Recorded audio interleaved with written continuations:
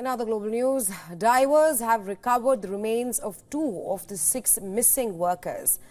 And this more than a day after a cargo ship smashed into Baltimore's Francis Scott Key Bridge. The bodies of 2 men were found in a red pickup truck submerged in the icy waters of the Patapsco River. The 2 were identified as 35-year-old Alejandro Fuentes, who was from Mexico and living in Baltimore, and 26-year-old Dorlin Cabira, who was from Guatemala and living in Dunlac, Maryland. The officials have suspended efforts to recover bodies in the waters due to treacherous conditions there. At this point, based upon the conditions, we're now moving from a recovery mode to a salvage operation. Because of the superstructure surrounding the vehicle, what we believe are the vehicles, and the amount of concrete and debris,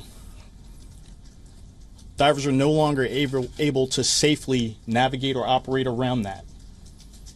We have exhausted all search efforts in the areas around this wreckage. The collapse will create a logistical nightmare for months, if not years. The port is a major East Coast hub for shipping. The bridge spans the Patapsco River, which massive cargo ships use to reach the bay and then the Atlantic Ocean from there. The Baltimore port is the 17th largest in the country. The flow of containers to Baltimore can likely be redistributed to bigger ports. However, there could be major disruptions in shipping cars, coal and even sugar. It was the busiest U.S. port for car shipments, handling at least 750,000 vehicles in 2023. Now, in 2023, the port was the second busiest for coal exports.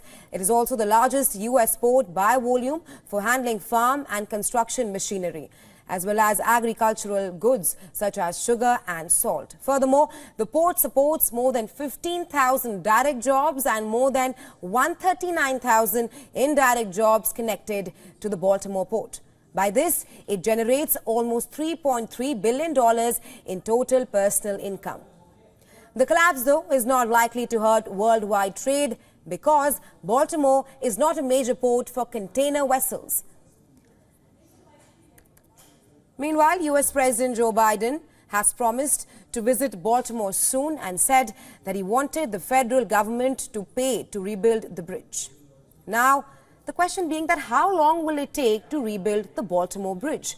Rebuilding could be a lengthy procedure and will depend on whether any of the remaining structure can be salvaged.